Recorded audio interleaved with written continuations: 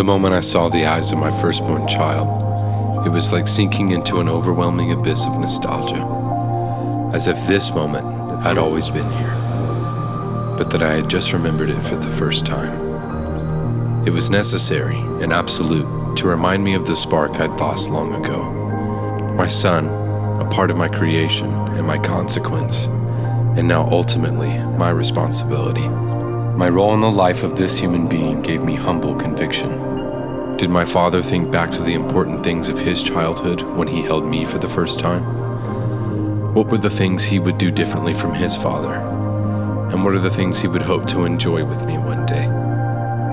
What were the mistakes he would hope I would avoid? I know the feeling all too well, but I imagine he prayed fiercely that he would do better than his father. It's almost skeuomorphic, peering through the blurry glass at the past and now to the future.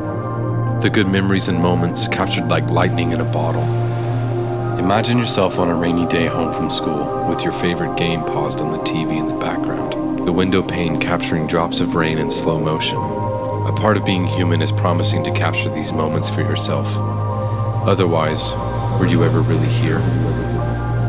No one chooses where they come from, but how could it not be fate when the blue ridges and rolling fog of the Appalachian Mountains baptize you in their sunrise? For me, the slow quiet of falling snow exists constantly in the forefront of senses that I can recall. I long to relive that sense, but I would never dare move home to recapture it. Is that what growing up is? Running away from home? Running away from who you were? I can see it clearly, the tree streets, drowning in history and the home of my earliest memories. My brother and I braced the safety of the sidewalks, and it was the only home we knew until suddenly it was gone, stolen by ash and flame. In my grandparents' backyard, the massive hill below my feet stretches miles down, and as I look down the valley, my eyes trace the mountain beyond it. As far as my eyes can stretch, I take in the sight. I spoke to the hills in the middle of nowhere, and they speak back to me in a familiar voice, my echo. The house secluded in Laurel, with a mountain on either side. True adventure was found here, for true danger lurked around every shadow, waiting to snatch innocence away from me. And the house on Drum Castle, where the remainder of my sensibilities were created, and lifetime friendships were born. And the final home, the one created within covenant, where my identity became cemented, and home is an eternal facet. Here is where the correlation of salvation and love are found. I long to hear the echoes of the past once more, the ones that shaped my sonic identity. The intro music to the title screen of my favorite video game taught me how to harness emotion. Pianos and cellos preaching to my 12-year-old counterpart, and the industrial heavy ambiances of an album titled Cities taught me how to actualize my faith. And the local band Dear and Elise taught me how to create when they released their song Enlightenment Part 2. All of these were instrumental in the formation of my senses. Nostalgias creep in from time to time, and like anyone, I like to revisit the memories of my childhood. They take me to a simpler time, when there wasn't a responsibility overarching in my mind, and where creativity was still pure. And these are the moments I wish I could still escape to. When I think back to the core moments of my life, it feels distant, almost as if it happened to someone else.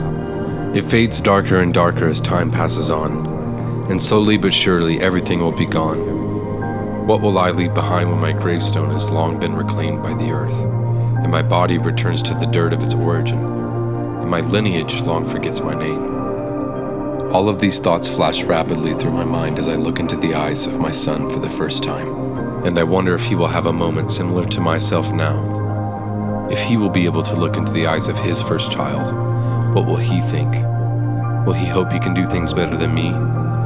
And what pieces of his soul will be revealed to him in that moment? I think deeply, still looking, holding him during these first moments.